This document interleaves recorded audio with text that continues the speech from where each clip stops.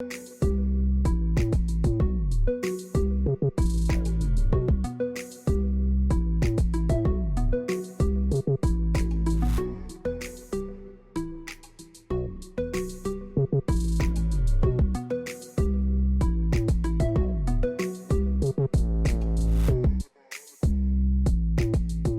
Friday, April 12. We have lots to tell you. The first ever youth employment drive was held today, and the youth turned out in their numbers at the Cliff Anderson Sports Hall. Organized by the Department of Youth, the event provided young people with the opportunity to understand what careers are available and the conditions for employment, an initiative which received high commendations. Social Cohesion's Department of Youth hosted its first youth employment drive, which saw the turnout of over 600 youths. Renee Beaton, Shanai Gomes, and Nishava Thompson shared their thoughts on the event's relevance among youths. In allowing young persons to have the opportunity to meet with various companies, it's definitely showing that the ministry has been listening to what young people are in need of, which is jobs, and the fact that they're utilizing their human resources well. I believe it's a great initiative, and I hope to continue seeing more of it. When I was coming in, I saw the long line, and I was speaking to one of my friends that actually worked with the ministry, and she was telling me that over 700 youths were actually registered. And for 700 to be interested in a first time something like this, you could just imagine what would happen if it happens in every 3 to 6 months. So yeah, I actually love the initiative. I think it's a well thought out event. We can use more of this in Guyana, to be very honest. And thanks to the CRMA, my application is in. So in case of any other job vacancies that pop up, if I'm not fortunate enough to be hired by one of the companies here today, they can always call when a vacancy pops up that suits my qualifications. So kudos to them. Businesses that supported the initiative included Qualfund Guyana Inc., Quartz Guyana, Demerara Distillers Limited, or DDL, Guyana Telephone and Telegraph Company, GTT, Giftland Mall, and the Masterclass Institute. Coming to you from the Cliff Anderson Sports Hall with videographer Anil Silal. Kippany Jordan for InfoHub. Latham will soon see the construction of 1 megawatt solar farm valued more than $400 million. This disclosure was made by Minister of Public Infrastructure, David Patterson. We are about to go to tender right now from a loan that we have with IDB for a 1 megawatt solar farm in Latham. The contract sum is about, the budget is about $2.7 million US. It's anticipated to take probably a year to come into fruition. Everything is set. Minister of Public Infrastructure, David Patterson. Minister Patterson said the solar farm in Latham is intended to provide the people with a stable source of electricity by supplementing the use of fossil fuels. He anticipates that within 2.5 years' time, Latham will be fully operable on renewable energy. The establishment of the Latham Solar Farm is a part of a larger national project to equip the Rupununi and other outlying areas, such as Mabaruma, Bartica, and Madhya, with sufficient access to a reliable energy source. For InfoHub, Unika Bob. Guyana's National REDD Plus strategy was deemed a success in the reduction in deforestation and emittance of carbon dioxide into the atmosphere. This was expressed by Dr. Anand Rupsin, postdoctoral researcher at the University of Bosai State, during a presentation of the policy at the Guyana Forestry Commission on Friday. The kind of results we presented showed that the REDD Plus agreement worked in Guyana to reduce deforestation, actually reduce deforestation by 35%, or which was equivalent to about 13 million tons of CO2 that wasn't emitted into the atmosphere. So overall, the agreement worked to protect Guyana's forests. Dr. Rupsin commended the Guyana Forestry Commission for the implementation of forest regulations and achieving the outcome with the REDD Plus policy. He noted that the policy is a model for other countries. The Guyana REDD Plus agreement is a template that Suriname is trying to replicate as well. So there's tons of lessons to be learned. The project's aim is to support the reduction of greenhouse gases associated with deforestation and forest degradation through information sharing and strengthening of the technical capacity of REDD Plus focal points and forest service institutions in Guyana, Suriname, French Guiana, and the Brazilian state of Ampa. The Community Infrastructure Improvement Program, falling under the Ministry of Communities, has this year identified new neighborhood democratic councils and townships for extensive developmental works. The 4 new towns named by President David Granger and newly formed neighborhood democratic councils are still in their infancy stage. As such, the Ministry of Communities Community Improvement Program, SIP, will be investing heavily in their infrastructural development. Nahim Khan is the coordinator of the engineering services of the ministry.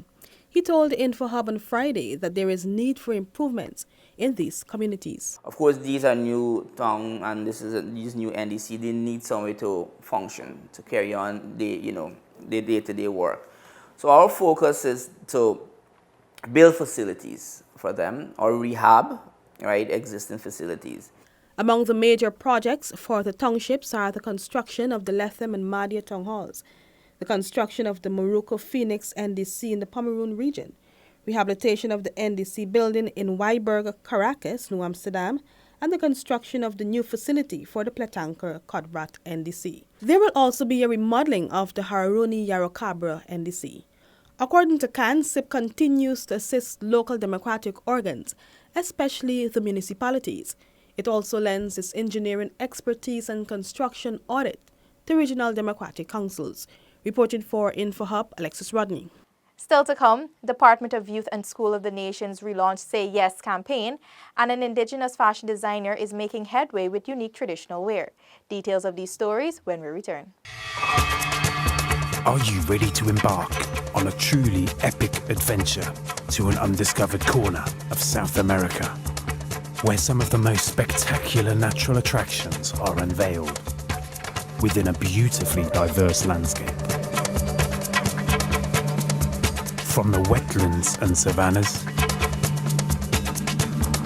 to the ancient mountains, magnificent waterways and lush enriching rainforest would provide a vast playground for some of the most exotic and breathtaking creatures on the planet,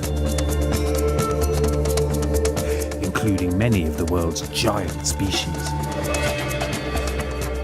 This untouched land of mystery and wonder serves up an exclusive experience for travelers. So are you ready for a new, awe-inspiring adventure? Welcome back to nature. Welcome to Guyana.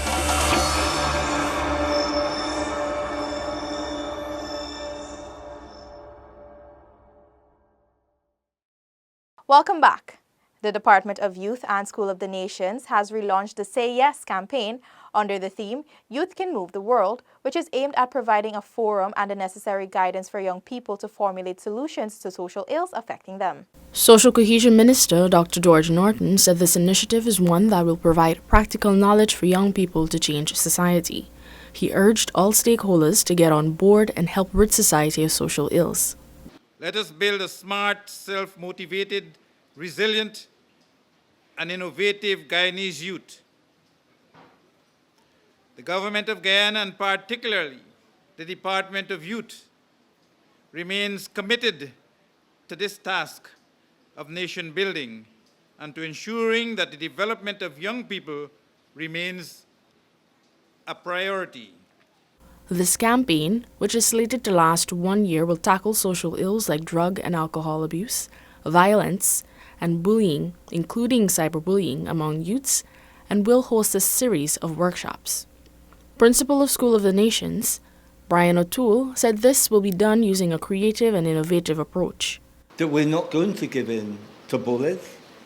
So tonight is to launch a campaign to say that we're not going to be bowed and we're going to face these challenges. For InfoHub, Kippany Jordan.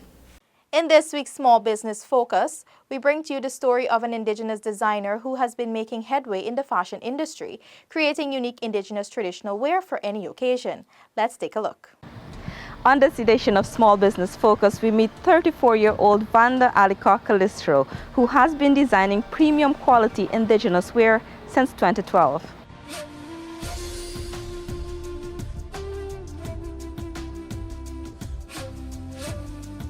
I'm a mother of 2, and I am also a massage therapist. And I am from Surama, from the Rupununi, Region 9. Vanda Designs is an indigenous clothesline that is something of everyday wearing. It's kind of wearable art. All these pieces are unique pieces when it comes to our culture.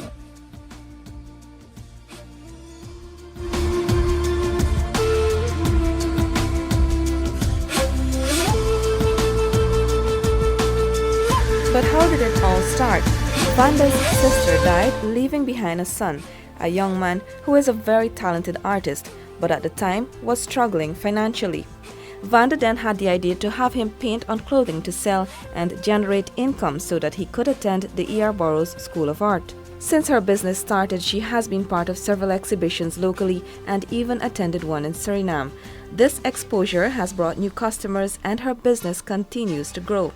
Vanda Designs caters for all types of customers from children to adults and can create unique pieces depending on what the customer wants. Vanda's nephew, Nigel Butler, a brilliant young artist, still paints designs on the clothing line. However, several other young indigenous men have joined the team.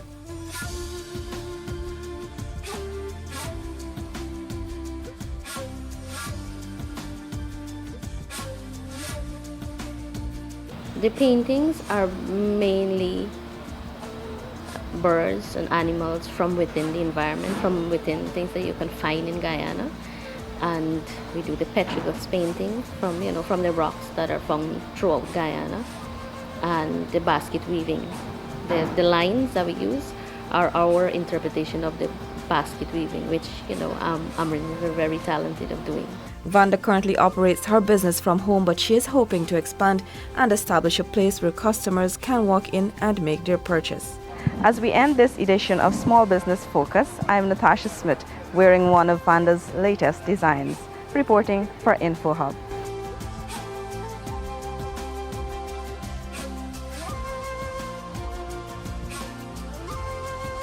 That's all for this evening. Connect with us on WhatsApp, like and subscribe to our Facebook page for notifications, and subscribe to our website for more stories. You can also follow us on Instagram for updates. Your bridge and weather reports are up next. Have a safe and enjoyable weekend. Goodbye.